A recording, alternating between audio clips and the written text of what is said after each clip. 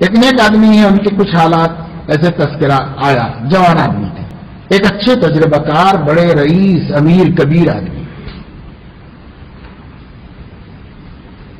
جنہوں نے خود ایک دفعہ یہ کہا کہ اللہ کے فضل سے ہمارا رسوخ اتنا ہے کہ اگر مجھے نکلنے میں دیر ہو جائے تو میں ہوائی جہاز کو ڈیلے کرا دے سکتا ہوں.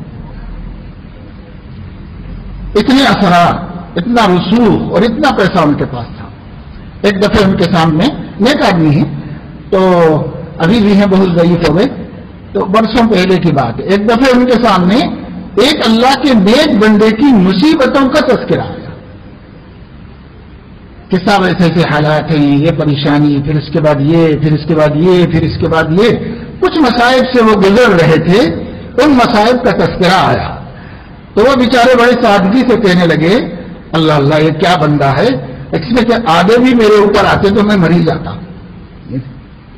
کون کہہ رہا ہے جس کے پاس اتنی طاقت ہے، اتنا رسوخ ہے، اتنے تعلقات ہیں، اور آدمی کہہ رہا کہ اس میں سکون ہے، وہ تو یہ کہہ رہا کہ اس کے آدھے میں مر جاتا ہوں، برداشت ہی نہ کر سکتا. تو اہل اللہ کیسے برداشت کر رہے؟ اس کی وجہ یہ ہے کہ ان کے دلوں کو سکون دیا گیا ہے، اپنی ذات عالی پر اطمینان دیا گیا ہے. کل قیامت میں ملنے والے وعدوں کا تیقن دے کر ان کے دلوں کو اللہ تعالیٰ نے اس کے پر صبر کو آسان کر دیا ہے، اور یہی چیز اس کے پاس نہیں ہے، اس وجہ سے وہ پریشان ہے.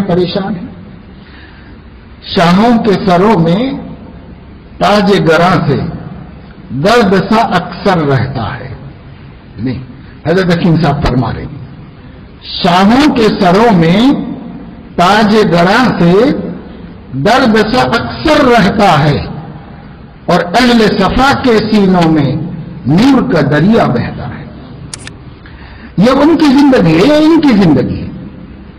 ان کو ان کی چیزیں، ان کا تاج، ان کا تخت، ان کی دولت، ان کی زندگی کو اجیرن بنا کے رکھا ہوا ہے. یہ نقد عذاب ہے جو دنیا میں ان کو مل رہا ہے.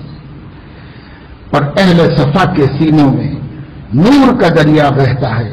ان کے سامنے ہے تو کچھ بھی نہیں، لیکن اندر جو اللہ نے بے نیازی کی بادشاہت عطا فرما دی ہے، اس بادشاہت میں ان کی زندگی کو سکون اور اطمینان کا کر دیا.